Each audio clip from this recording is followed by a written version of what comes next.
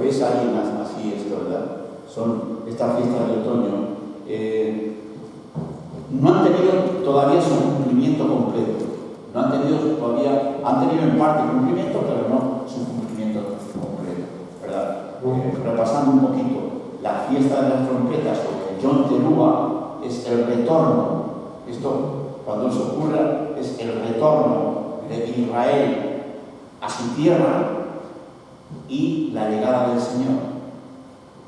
No sabemos la hora, no sabemos el día, no sabemos el año, pero sabemos el tiempo, el apoyo mental del Señor.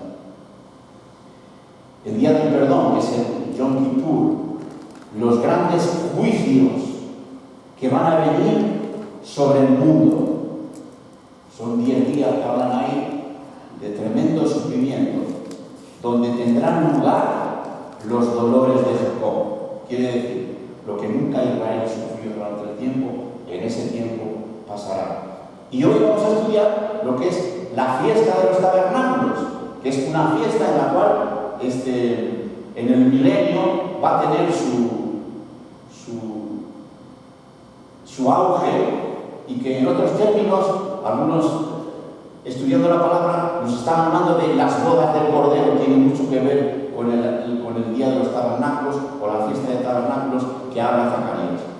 ¿Dónde encontramos todas estas referencias? Vamos a mirarlo donde encontramos todo esto.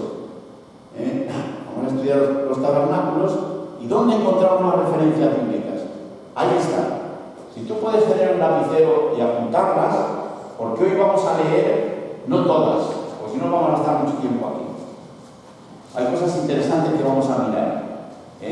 Levítico 23, del 33 al 34, número 29, del 12 al 34, Deuteronomio 16, del 13 al 15, Nehemías 8, del 13 al 18, Zacarías 14, del 16 al 19, Juan capítulo 1, concretamente versículo 37 y 38, Juan capítulo 8, versículo 12 y Juan capítulo 10, versículo 2. Eso es donde viene lo que sería la fiesta de tabernáculos. En el Nuevo Testamento vemos a Jesús celebrando esta fiesta también. La apuntáis si queréis, porque hoy vamos a leer algunas de ellas, no todas, ¿verdad? Vamos a leer Levíticos 23, del 33 al 34, del 33 al 44. Dice así, Levíticos 23. Dice: ya habló Jehová a Moisés diciendo: habla a los hijos de Israel y diles: a los 15 días de este mes séptimo será la fiesta solemne de los tabernáculos a Jehová por 7 días. El primer día habrá santa convocación, ningún trabajo de siervos haréis. 7 días ofreceréis ofrenda encendida a Jehová, el 8º día tendréis santa convocación, y ofreceréis ofrenda encendida a Jehová, es fiesta, ningún trabajo de siervo haréis. Estas son las fiestas solemnes de Jehová, a las que convocaréis santas reuniones para ofrecer ofrenda encendida a Jehová, holocausto y ofrenda, sacrificio, libaciones, cada cosa en su tiempo. Además de los días de reposo de Jehová, de vuestros dones, de todos vuestros votos y de todas vuestras ofrendas voluntarias que acostumbraréis a dar a Jehová. Pero a los 15 días del mes séptimo, cuando hayáis recogido el fruto de la tierra, haréis fiesta a Jehová por 7 días. El primer día será de reposo y el 8º día será también día de reposo. Tomaréis el primer día ramas con frutos de árboles hermosos, ramas de palmeras, ramas de árboles frondosos, sauces de los arroyos, y os regocijaréis delante de Jehová vuestro Dios por 7 días. Y le haréis fiesta a Jehová por 7 días cada año. Será estatuto perpetuo por vuestras generaciones. En el mes séptimo lo haréis. En tabernáculos habitaréis 7 días. Todo natural de Israel habitará en tabernáculos, para que sepan vuestros descendientes que en tabernáculos hice yo habitar a los hijos de Israel cuando los saqué de la tierra de Egipto, yo Jehová vuestro Dios. Aquí encontramos muchas cosas, resumiendo un poquito. Ahí tenemos que a los 15 días del mes séptimo, en el calendario de la Biblia, el mes séptimo corresponde lo que es en nuestros meses, septiembre, octubre. Por eso estamos dando en esta época eso, ¿verdad? A los 15 días. Y son 7 días y dice que son de regocijo. Ahí no, ahí tiene que haber alegría. Son 7 días de agradecimiento. Y habla de cabañas, recordando el tiempo que estuvieron en el desierto. Y habla de ofrendas voluntarias, no como expiación, sino como holocausto. Hay ofrendas de agradecimiento en esos días. Y habla también de recoger ramas de palmeras, de cítricos, ramas de árboles frondosos, mirtos, en fin. Y añade un día más. Y dice, y después tendrías el día octavo. Esto tiene mucha relevancia, porque el día octavo vamos a mirar que ya en el libro de Apocalipsis está, y nos habla un poquito de lo que es la eternidad. O sea que todo está ya ahí, ¿verdad? La añadidura del día octavo. También tenemos la referencia a tabernáculos en el libro de Números, pero no lo vamos a leer esta noche, porque son muchas lecturas, yo creo que en casa lo podríais leer, ¿verdad? En Números 29, del 12 al 34, en ese pasaje de la Escritura, habla que durante esos 7 días se ofrecían holocaustos o agradecimiento y se tomaba una cantidad de becerros todos los días. Yo me preocupaba en contarlos. Si contaba durante esos días los becerros que había, eran 70. Y este número 70 no es una coincidencia. Esto representa las naciones del mundo. Según Génesis 10, son 70. Así que esta fiesta de tabernáculos sería la única en la cual Israel da entrada al gentil. En las demás, no. Pero en las demás, no. En las demás, eso es para nosotros. Pero en esta es la única que da entrada al gentil en esta fiesta de tabernáculos. Y eso tiene sus connotaciones para el final de los tiempos también. En Deuteronomio capítulo 16, voy muy deprisa, luego en casa podéis mirar. En Deuteronomio 16, del 13 al 15, dice así: la fiesta solemne de los tabernáculos harás por 7 días, cuando hubieres hecho la cosecha de tu era y de tu lagar. Y te alegrarás en tus solemnidades, tú, tu hijo, tu hija, tu siervo, tu sierva, y el levita y el extranjero, y el huérfano y la viuda que estén en tus poblaciones. 7 días celebrarás solemnidad a Jehová tu Dios en el lugar que Jehová escogiere, porque te habrá bendecido Jehová tu Dios en todos tus frutos, en toda tu obra de tus manos, y estarás ciertamente alegre. Aquí encontramos la referencia de tabernáculos y nos deja la idea de regocijo. Es más, si sigues leyendo ahí, ninguna viuda pasaría necesidad. En el mundo de alrededor de Israel había viudas que pasaban, pero durante Israel no. Ninguna viuda pasaba necesidad, porque para eso está la idea de que todos tienen que participar de la bendición. Y aquí habla de las cosechas, que alegría por las cosechas, y habla de la familia.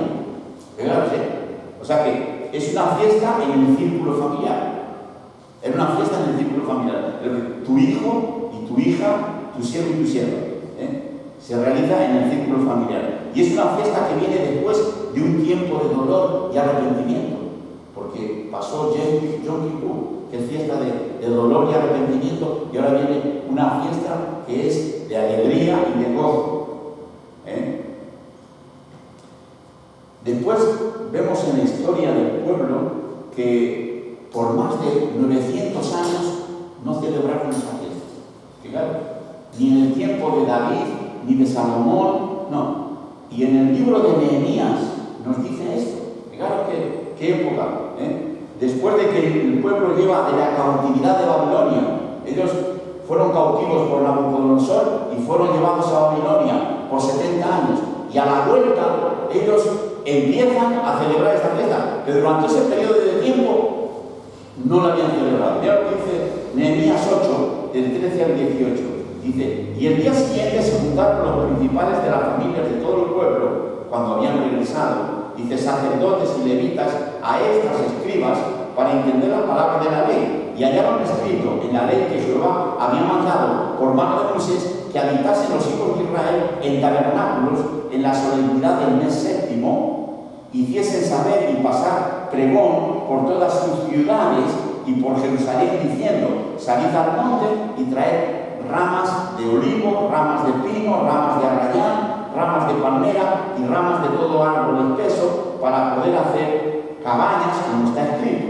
Salió pues el pueblo y trajeron, hicieron cabañas, cada uno sobre su terrado y en sus patios y en los patios de la casa de Dios, y en la plaza de la puerta de las aguas y en la plaza de la puerta de Efraín. Y toda la congregación que volvió de la cautividad hicieron cabañas y en cabañas habitaron. Y fijaos lo que dice aquí, el versículo 17, porque desde los días de Josué, desde los días de Josué, hijo de Nun, hasta aquel día, no habían hecho así los hijos de Israel, y hubo alegría muy grande.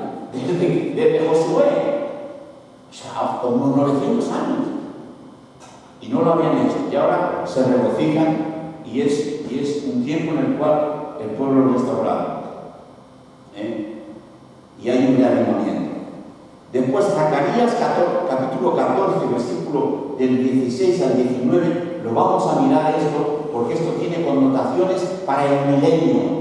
El profeta Zacarías habla en esto y después lo vamos a leer. Y después Jesús, el Señor Jesús, en Juan capítulo 7, versículo 38 y 39, vamos a mirar cómo observó esta fiesta y aprovechó este evento para presentarse como el Mesías de Israel. Algo bien interesante. Cuando él dice las palabras que vamos a mirar, él aprovecha este momento para presentarse como el Mesías de Israel. Un momento que la nación no supo entenderlo. Y le vino la desgracia por no entender lo que Jesús estaba diciendo precisamente en la fiesta de Tabernáculo. Después vamos a mirar eso porque es muy interesante. Ahora, ¿qué nombres tienen los tabernáculos? ¿Qué nombres le podemos dar? Son 5 nombres. La fiesta de tabernáculo tiene 5 nombres. El primer nombre es la fiesta, y viene el nombre propio. Tú muchas veces cuando tomas la Biblia y lees el Evangelio de Juan y te dice la fiesta, y te dices, ¿esto? Bueno, se refiere, la fiesta en mayúsculas, se refiere a la fiesta de tabernáculos. Y solamente hay en el Nuevo Testamento, cuando se refiere, dice la fiesta. Igual que nosotros podemos decir cuando es una fiesta muy grande, la fiesta. Y todo el mundo entiende que es el tabernáculo. ¿Por qué? Porque este era un nombre propio y se distinguía de las demás ceremonias, incluso de la Pascua. Más relevancia que la Pascua tenía esto, cuando decían la fiesta, ¿verdad? Y los evangelios, cuando tú leas esto y te dice, y cuando era la fiesta de los judíos, tú dices, ¿qué fiesta? Se refiere ahí a la fiesta de tabernáculo. No menciona el nombre tabernáculo, sencillamente fiesta. Otro nombre que viene es Sukkot, o tabernáculo, que es cabina o tienda. Sería otro nombre. Por 7 días tenían que vivir, y esto recordaba el tiempo en el desierto, cuando habían estado 40 años en el desierto. Según hemos leído en Levítico 23:43, dice que ellos tenían que recordar, dejar la comodidad de sus casas y vivir por un tiempito en unas cabañas hechas quizá en la yarda de la casa o fuera. Y esas cabañas no tenían que tener todo el techo cerrado, sino tenían que tener aberturas para ellos poder ver el firmamento y el cielo. ¿Por qué? Porque en definitiva dependían de él. Y eso es interesante. Hoy por hoy, cuando ellos celebran eso, dice que les deja algo algo espiritual en su vida, porque te dejan, quizá alguien que tiene una mansión hermosa y lo deja por unos días y va a dormir allá, como nosotros decimos en España, en el corral o en la cabaña. Si es verano está bien, pero si es invierno, fíjate, no creo que lo hagan en invierno. Y ellos miran arriba y ven las estrellas. Tiene que ser así, no debe ser cerrado. Eso. Y dice que es algo que fortalece espiritualmente. Y su nombre es Sukkot, o tabernáculos, que significa cabina o tienda. Otro nombre que tiene es la fiesta de la cosecha. A veces viene en la Biblia como la fiesta de la cosecha, y otro nombre que viene al final de la recolección. También viene con ese nombre. ¿De dónde viene esto? En Éxodo capítulo 23, versículo 16, dice también la fiesta de la siega, los primeros frutos de tus labores que hubieres sembrado en el campo, y la fiesta de la cosecha a la salida del año, cuando habrán recogido tus labores del campo. Nos damos cuenta que la recolección o los términos agrícolas en la Biblia tienen mucha relevancia. Y fijaros que cuando nos dice que al final de los tiempos habrá que la siega, todos términos basados en esto. Al final de la historia vendrá aquí la siega y la recogida de frutos. Todo eso tiene su relevancia.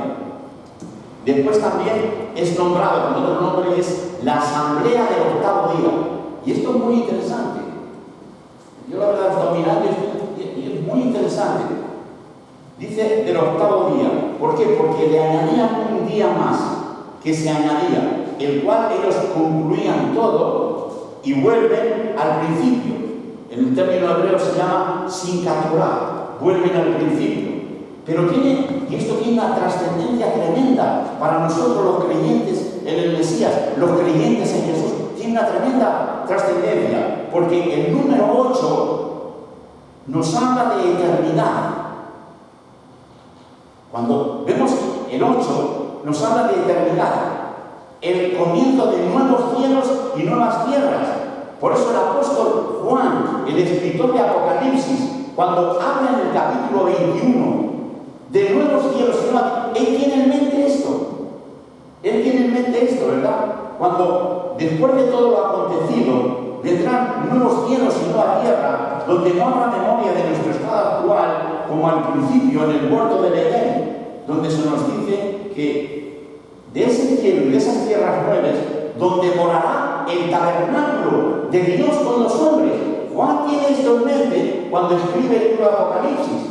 Y es en el octavo día, que es el comienzo de un día sin que ya no hay más. Es la eternidad en su presencia. Podemos leerlo, mira, en Apocalipsis 21 dice: y vi un cielo nuevo y una tierra nueva, porque el primer cielo y la primera tierra se fueron, y el mar ya no es más. Y yo, Juan, vi la santa ciudad Jerusalén nueva, que descendía del cielo de Dios, dispuesta como una esposa, ataviada para su marido. Y fíjate lo que dice el versículo 3. Y oí una gran voz del cielo que decía: he aquí el tabernáculo de Dios con los hombres, y morará con ellos, y ellos serán su pueblo, y el mismo Dios será su Dios con ellos. Ese es el tabernáculo de Dios con los hombres. Y últimamente ese será el lugar donde tú y yo estaremos si tenemos a Cristo Jesús en nuestro corazón. O sea, nos damos cuenta de que todo lleva un hilo. A veces hay cosas en el Nuevo Testamento que no llegamos a comprender muy bien, pero es que están ya en el Antiguo y ya se nos dan sombras de lo que va a ocurrir. Y estas son sombras de lo que va a venir. Por eso, para entender muchas veces las expresiones en el Nuevo Testamento que nos resultan un poquito difíciles, algunas no las vamos a entender. Pero si perdemos el hilo de lo que Dios ha hablado ya en los profetas, por eso hay tantas sectas y tantos movimientos que uno dice tantas cosas. Pero cuando uno ha estudiado esto y viene un cantamañanas y dice: mañana viene el Hijo de Dios, tú lo has estudiado y sabes, pues así que no. ¿Por qué? Porque no. Porque de acuerdo a la Escritura no es así. O sea que tiene estas enseñanzas. Ahora, encontramos 3 símbolos también en la fiesta de los tabernáculos. Y esto es interesante. 3 símbolos. El morar en tabernáculo era un símbolo de la experiencia o de la esperanza nacional de Israel inferior a los demás pueblos, a las demás civilizaciones. Hoy, cuando se descubren debajo de tierra civilizaciones que tuvieron renombre grandísimo y todo queda y son excavaciones de civilizaciones que hubo mayores. En cambio, Israel, ¿verdad? El tabernáculo nos habla de un lugar que no permanece para siempre. El tabernáculo nos habla de un lugar inseguro. Si viene un viento fuerte, fuera la tienda. El tabernáculo nos habla que uno tiene que depender de alguien. Por eso el Señor está diciendo tabernáculo. Que tiene que depender de alguien. Pero fijaros, al mismo tiempo, el tabernáculo provee de esperanza gloriosa a una restauración futura. Las civilizaciones van a quedar fuera, pero el tabernáculo de Dios con los hombres va a estar. Por lo cual, la permanencia para siempre estará, ¿verdad? No solamente para el pueblo de Israel, sino para todos aquellos que creyeron en el Mesías de Israel como Señor y Salvador. Nos damos cuenta de la relevancia. El tabernáculo en sí casi da risa. Pues vaya tontera. Pero va a permanecer hasta el final de los tiempos. Y va a estar ahí. Y nos habla lo que en un principio nos habla de algo frágil, algo inseguro, es lo que va a permanecer. Hoy por hoy el mundo se enorgullece de la fuerza o de todo, pero eso va a desaparecer. Y lo que parece débil, a veces a los cristianos aquí, es lo que va a permanecer. Y es lo que Dios trae aquí. El tabernáculo, que es una cosa débil, que depende de él, es lo que va a permanecer al final de los tiempos. Como lo vamos a ver en Zacarías capítulo 14. Porque el tabernáculo en sí, lo único que nos va a hablar de la presencia de Dios en medio de su pueblo. ¿Me vais siguiendo? ¿Me vais siguiendo? Y fíjate que es curioso esto. Es curioso porque en el libro de los Hechos, en el capítulo 15, cuando Pablo y Bernabé vienen al concilio de Jerusalén y hablan de que los gentiles han creído en Jesús como Señor y Salvador. Y esto dicen, ¿esto cómo es? Esto como que los gentiles, los que no son judíos, han creído en Jesús como Señor. Y ellos dicen, ¿pero cómo es posible esto? Y Santiago, que es el líder de la congregación, medita y dice, esto los profetas ya lo hablaron, ya Isaías, porque me mostraré a aquellos que no son pueblo mío.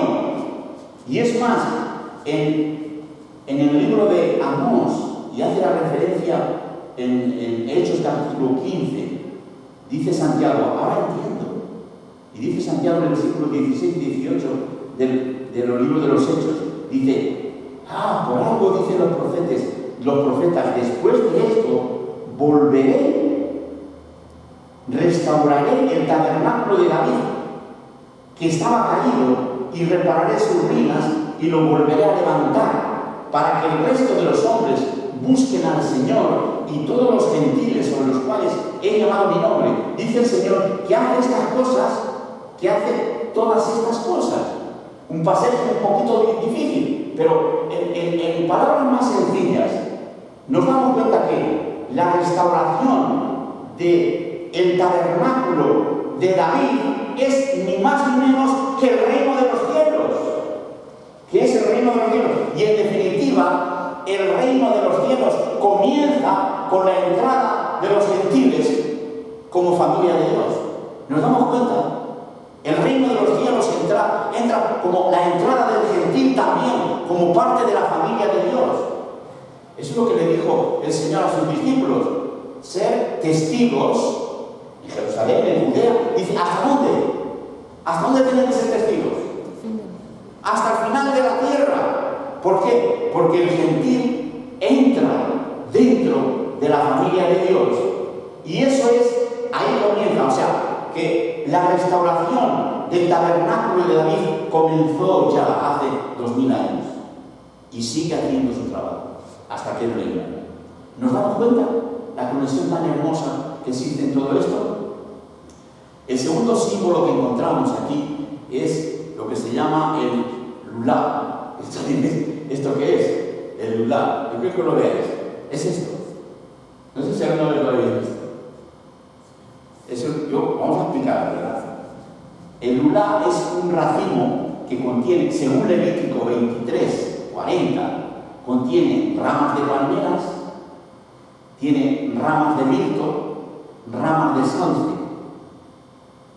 ¿Os acordáis cuando el Señor le dice que traigan esta clase de ramas? Primero, para construir, y segundo, para hacer un ramillete. Y ese ramillete tiene que traer un ecrón. Esto es un ecrón. Es como un limón. Es como un limón. Y fijaros la dulzura que tiene esto, porque después Pablo lo aplica a la asamblea. El ecrón es un cítrico parecido al limón que representa la tierra prometida, ¿verdad? Y el lula, ese ramillete ahí, es interesante porque es curioso, porque representa la asamblea de creyentes, el cuerpo de creyentes, como llamamos en nuestros días, la iglesia. Es lo que representa el lula. Y vamos a ver por qué. Fijaros que representa diferentes caracteres de personas. La palmera lleva fruto, que es el dátil, pero no lleva olor. La palmera tiene fruto, pero no tiene olor. Y estas son personas con dones de parte de Dios, pero con caracteres no muy agradables, que son necesarios en la iglesia. Después viene el mirto que lleva olor, que habla de carácter dulce, pero no tiene fruto. Y estos que no tienen fruto también son necesarios en el cuerpo de creyentes. Y después viene el sauce, que no tiene ni fruto ni olor, ¿verdad? Y depende mucho de los demás. Y tienen que ponerlo en una gavilita en el cual el mirto tiene que estar en medio. ¿Por qué? Porque es el más necesitado. Ellos no llevan ni fruto y ellos no llevan ni olor, pero son necesarios en la congregación. Y ahí vemos la realidad de lo que es una congregación. Hay hermanos capacitados, mucho capacitados, está bien. Hay hermanos dulces, lo que parece que no hacen nada, ¿verdad? Pero está bien. Y hay hermanos que ni llevan fruto, pero que son necesarios en la congregación. Son necesarios. Por eso el apóstol Pablo, en 1 Corintios, cuando está hablando del cuerpo de creyentes, y aunque él dice la oreja, el ojo, pero él tiene en mente, como judío, él tiene en mente esto. Y él dice en 1 Corintios 12:22, dice, antes muchos de los miembros del cuerpo que parecen más flacos son los más necesarios. Fijaros, hermano, en una asamblea o fábrica o business, el que es débil, pues es echado afuera. Pero en la iglesia del Señor, el que es débil en muchos aspectos de su vida es necesario y necesita el cobijo de los demás. O sea que cuando alguien dice, hermano, yo ya no llevo ningún fruto, hermano y hermana, usted es débil. Hermano y hermana, usted es necesario dentro de la congregación de los creyentes. Ya, eso es un ejemplo de lo que son los caracteres, el carácter dentro, y todo es como ¿cómo se llama? Como un ramo, ¿verdad? Y después el ecrón que representa el regalo de Dios, la tierra prometida. Que las promesas de Dios siempre llevan fruto, las promesas de Dios siempre llevan fragancia, y las promesas de Dios siempre llevan medicina. Y lo que es la tierra prometida es un tipo, una sombra del estado eterno. Ya que todo eso es símbolo, y en los tabernáculos lo hacen, y oran con eso en sus manos, ¿verdad? Ahora, esto hemos mirado un poco el simbolismo. Ahora, miremos la celebración de la Pascua cuando Jesús está en medio de su pueblo. Y es muy interesante esto, hermano. Cuando ellos